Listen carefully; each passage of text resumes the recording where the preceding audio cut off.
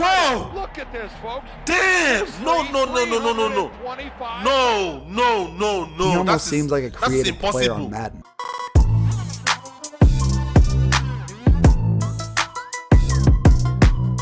The most athletic big man in NFL history. I watched a video about best big men players or something, and it was so hilarious. I was just laughing myself to death. It was very funny seeing big men running, and all that stuff. And this was a video suggestion. Larry Allen was also showed in that video as well, and he actually looked very coordinated for a big man. So I'm looking forward to seeing him in this video to see how coordinated he is in terms of how he's running and all that. I don't know what position he plays. Tell me that in the comments below. Is he a running back? I don't know. Or a linebacker? I think he should be a linebacker due to his size. But this should be fun. Let's get right into it. Why are they showing burgers? Or snacks? Beef? Burger? Oh, you gotta be kidding. Wait. This is Because the guy is fat. the right guard. The right guard. Still going to the 4-yard line. People love the game. Why are of they football. showing food? Much of it is due to the pure athleticism on display week in and week out. Seeing someone make an athletic play is like a great burger. It's always something you'll enjoy. And much like a giant burger, seeing a big man make an athletic play is all the more impressive. This Meet looks nice, Larry but I wouldn't Allen. like it though. Look at this, folks.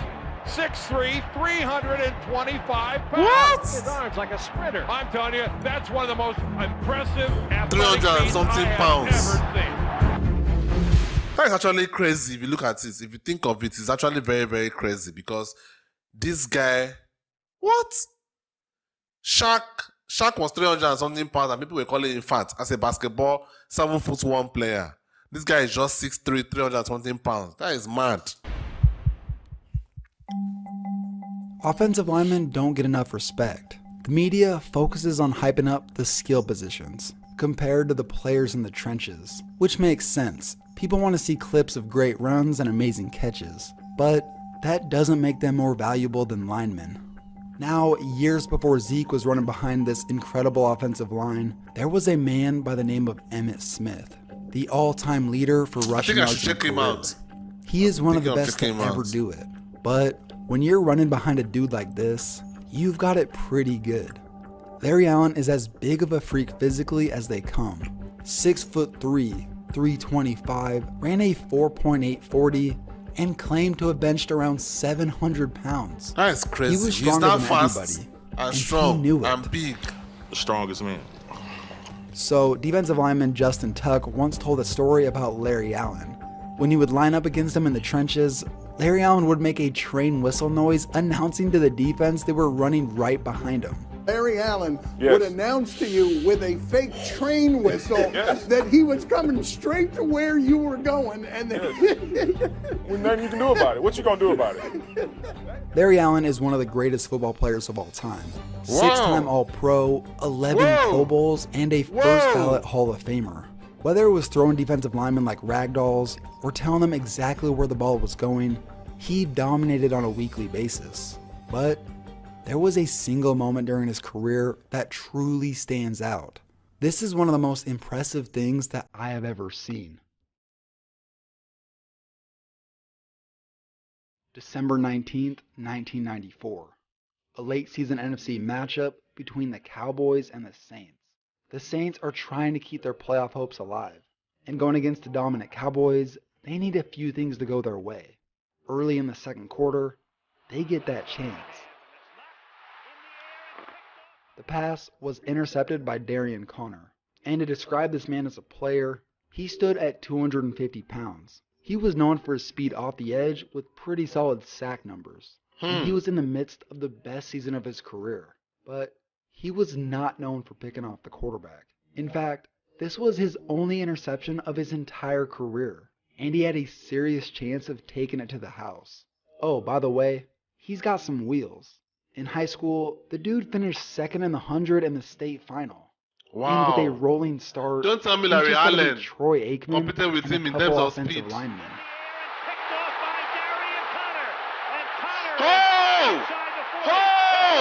Wow! Wow! Look at that! Damn! That is crazy. Larry Allen, who Oh! outweighed Connor by 75 pounds, didn't let him get away. The Saints are celebrating, and the announcers don't even care. They cannot believe what they just witnessed. You might be thinking, well, Larry Allen had the angle. He could have easily caught him. But on the instant replay, by the time Connor was nearing top speed, Larry Allen Look at was this. standing Look at flat-footed, this. just Look at starting to this. realize what had happened. And him get a running start. Whoa! Look at this, folks. Damn! No. No. 325. No. He almost That is- seems like a that's creative player on impossible. Madden. Someone you'd mess around with and give maxed out stats. A man as big as that, moving that fast, seems impossible. But his journey to the league was as improbable as they come. Growing up in Compton, he almost died from meningitis as a baby. Compton. I know Compton. And at the age of 11, Larry's younger brother was getting beat up by the neighbors. So Larry ran over there and tried to help his brother. And when he got over there, the neighbor ended up stabbing Larry Allen multiple times. In the words of the man himself, I mean, it's that kind of Head in the place. shoulder.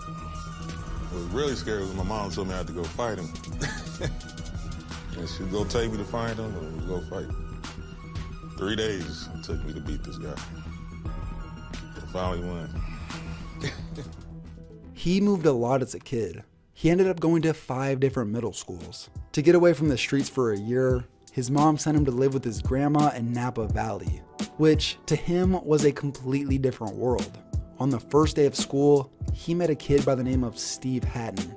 After becoming good friends, Steve invited Larry to eat dinner with his family, and after learning about his story, his family told him that if he ever needed a place to stay, they were there for him. And prior to his senior year, he called up the Hatton family and ended up moving in with them. The dad of the Wow. family said, quote, "He was part of the family, just like our kids."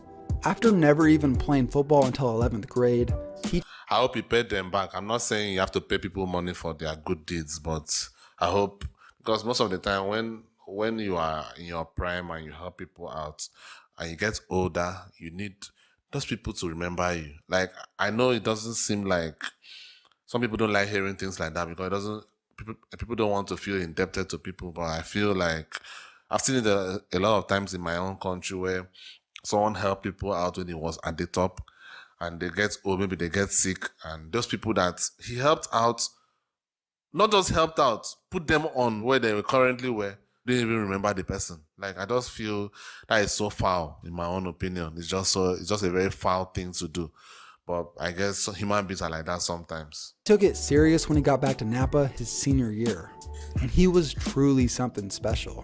Even though he was clearly a rare talent, he couldn't go to any D1 schools. In fact, he didn't even graduate high school. He ended up going to a junior college and earned his GED.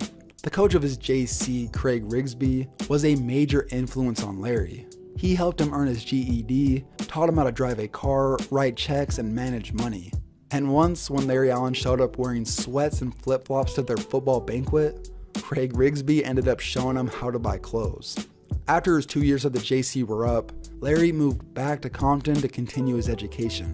Well, that didn't happen. He never even enrolled. That's when his next mentor came into the picture. Pardon me if I'm pronouncing this name wrong, Frank Scalercio. He was the coach at Sonoma State, and he wanted to help out. He even helped him earn his actual high school diploma through an adult school, and ended up getting him enrolled into Sonoma State. In one of the oddest routes of education, in the coach's words, in August, he graduated from the adult school in the morning. I got his transcripts to Sonoma State that afternoon, and he was on the practice field. The rest was history. 2 years later, he would be drafted by the Dallas Cowboys. A man who needed the most help to get to the NFL would end up helping the Cowboys the most for about a decade. The dude grew up rough and as tough as nails. You probably shouldn't mess with him, even if you're on his own team. If you're a kicker and Larry Allen's blocking for you, you better not miss a field goal. What the hell, this bullying? I was thinking I'm going to see highlights of him running, but that one highlight was enough.